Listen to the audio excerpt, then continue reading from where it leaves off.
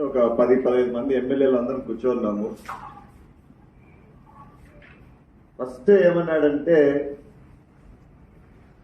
నన్ను చూపించి మీ మున్సిపాలిటీతో నాకు కాంపిటీషన్ అన్నాడు. ప్రొవైడెడ్ మీ మున్సిపాలిటీకి ఎంత నిధులు ఇస్తారో నాకంత శాంక్షన్ చేయండి. కానీ ఇక నిధులతో కాదు,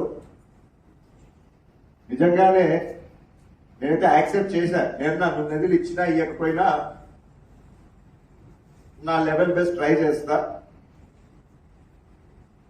ఏ విధంగా అయితే నంబర్ 1 మున్సిపాలిటీగా ఉంటానో అదే విధంగా ఖచ్చితంగా తీర్చిదిద్దుదని చెప్పి నేను చెప్పొచ్చా. సో ఛాలెంజ్ అయితే యాక్సెప్ట్ అయిపోయింది.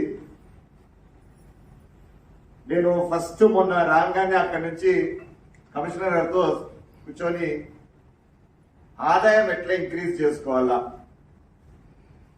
నాకు తెలిసి అన్న ఇప్పుడు ఒక 18 కోట్లు అనుకుంటా కదన్నా మనకి. 18 crores ఉంది.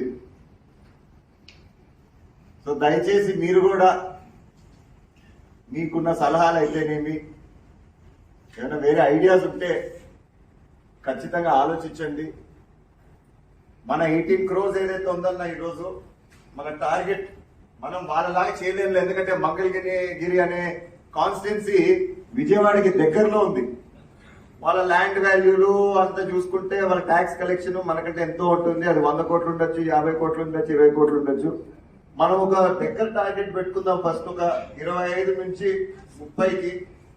సో కొంచెం మన బిల్డింగ్స్ అవన్నీ కూడా విజిట్ చేద్దామన్నా. మళ్ళా ఒక రోజు మీరు ఫ్రీ టైం ఇస్తే కౌన్సిలర్స్ అందరం పోయి ఏ విధంగా మనం షాప్స్ ని డెవలప్ చేయొచ్చు, ఏ విధంగా మన ట్యాక్స్ కలెక్షన్ ఏదైతే ఉందో పన్నుల ద్వారా కరెక్ట్ గా మనం, నాకు తెలిసి ఇప్పటికే వీఆర్ అప్ టు 90% అయితే కన్నా ఎంత